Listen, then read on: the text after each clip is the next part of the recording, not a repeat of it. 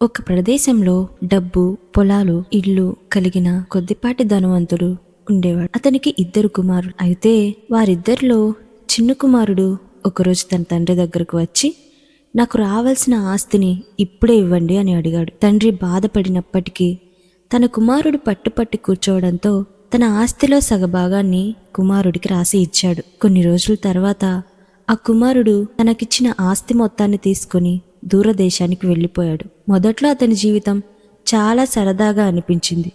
డబ్బు ఉంది, స్నేహితులున్నారు, తనని ఎవరూ ఆపేవారు లేరు. ఇష్టమైంది తినడం, తాగడం, ఉల్లాసవంతంగా తన జీవితాన్ని జీవిస్తూ ఉన్నాడు. కొన్ని రోజులకు తన దగ్గరున్న డబ్బంతా అయిపోయింది.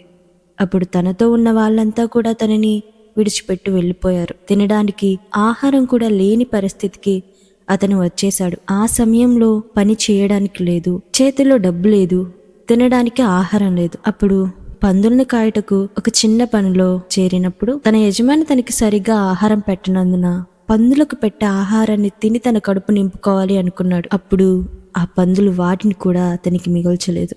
ఆ సమయంలో అతనికి తన తండ్రి గుర్తుకొచ్చాడు. నేను ఎంత పెద్ద తప్పు చేశాను. నా తండ్రి దగ్గర పనిచేసే పనివాళ్ళల్లో చేరినా కూడా నాకు తిండి దొరుకుతుందని అనుకుని తిరిగి తన ఇంటికి చేరడానికి బయలుదేరాడు. తండ్రి తనను అంగీకరిస్తాడో లేదో తెలీదు, అయినా సరే తిరిగి వెళ్ళాడు. కానీ తన తండ్రి తన కుమారుడి కోసం రోజు ఎదురు చూసిన విధంగానే ఆ రోజు కూడా ఎదురు చూస్తూ దూరం నుంచే తన కుమారుని చూసి తండ్రి తన దగ్గరకు వెళ్లి కౌగిలించుకుని ముద్దు పెట్టుకున్నాడు. ఎందుకంటే తప్పిపోయిన తన కుమారుడు తిరిగి వచ్చాడు కాబట్టి. కొన్నిసార్లు మనకు నచ్చిన దారే సరైనదని మనకు అనిపిస్తుంది. ఎవరు చెప్పేది వినకుండా మన ఇష్టాల కోసం పరిగెత్తాం. తప్పిపోయిన కుమారుడు కూడా అలానే చేశాడు. తన తండ్రిని వదిలి తనకు నచ్చిన జీవితాన్ని ఎంచుకున్నాడు. మొదట్లో అన్ని చాలా బానే అనిపించాయి, స్వేచ్ఛ, ఆనందం, సంతోషం. కానీ కొంతకాలానికి అన్నీ ఒకటొకటిగా ఖాళీ అయిపోతూ వచ్చాయి. డబ్బు పోయింది, మనుషులు దూరం అయ్యారు, చివరికి తనని తాను కూడా కోల్పోయాడు. అప్పుడు అతనికి ఒక విషయం అర్థమైంది. ఇంటిని వదిలి వచ్చే నేను శాంతిని కోల్పోయాను, అందుకే తిరిగి వెళ్లాలని నిర్ణయించుకున్నాడు. తండ్రి తనను అంగీకరిస్తాడో లేదో తెలీదు,